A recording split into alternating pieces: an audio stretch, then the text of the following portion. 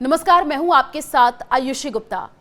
जिंदगी कितनी नाजुक है ये हमें तब समझ आता है जब कोई अपना अचानक छूट जाता है। सिद्धार्थ यादव एक नाम जो अब सिर्फ यादों में बसता है, एक ऐसा नायक जिसने अपनी जान देकर न जाने कितने लोगों की जिंदगी बचाई। 28 साल की उम्र, सपनों से भरी आंखें और एक परिवार जो उसकी शादी की तैयारियों में जुटा था।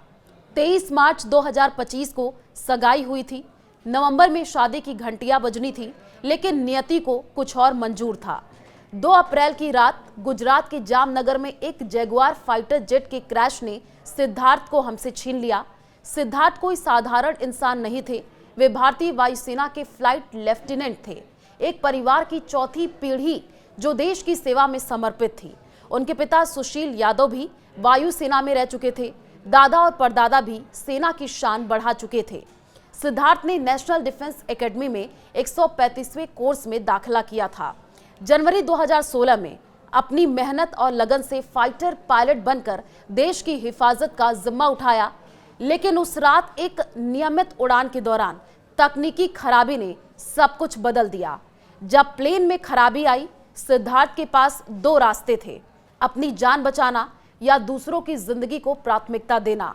उन्होंने दूसरा रास्ता चुना। प्लेन को रिहायशी इलाकों से दूर लेकर के गए, एक खाली मैदान की ओर, ताकि नीचे बस्तियों में रहने वाले लोग सुरक्षित रहे।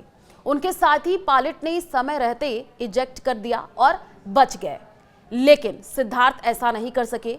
प्लेन क्रैश हो गया और सिद्धार्थ शहीद हो गए। उनकी ये कुर्बानी सिर्फ एक हादसा नहीं, बल्कि एक मिसाल है निस्वार्थता और बहादुरी की। उनके पीछे छूट गया एक परिवार जो गर्व और दर्द के बीच झूल रहा है। पिता सुशील यादव ने कहा, मुझे गर्व है कि मेरा बेटा देश के लिए शहीद हुआ, लेकिन दुख इस बात का है कि वो अपनी जिंदगी भी जी सकता था। मां नीलम यादव की आंखों में आंसू है। वे कहती हैं, बचपन से उसे आसमान में उड़ने का शौक था और उसने अपने सपने पूरे किए, लेकिन हमें अकेला छोड़ गया। और फिर उनकी मंगेतर सोनिया यादव, जिनके लिए सिद्धार्थ बेबी थे। अंतिम संस्कार के दौरान सोनिया का रो रो करके बुरा हाल हो गया। तस्वीरें भी आपको दिखा रहे हैं। बेबी तू मुझे लेने नहीं आया, ये शब्द हर उस दिल को चीर गए जो वहां मौजूद था। एक रिश्ता जो अभी शुरू भी नहीं हुआ था, अधूरा रह गया। सिद्धार्थ की शहादत ने कई सवाल भी खड़े किए हैं। जिस जैगुआर जेट में वो उड़ान भर रहे थे, वो 1970 के दशक का था। एक ऐसा विमान जो दुनिया के ज्यादातर देशों ने रिटायर कर दिया।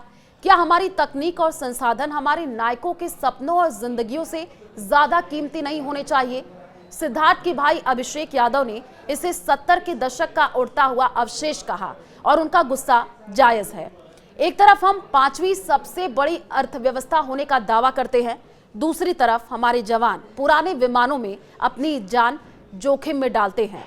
सिद्धार्थ यादव अब हमारे बीच नहीं है, लेकिन उनकी कहानी हर उस इंसान के लिए प्रेरणा है जो देश के लिए कुछ करना चाहता है।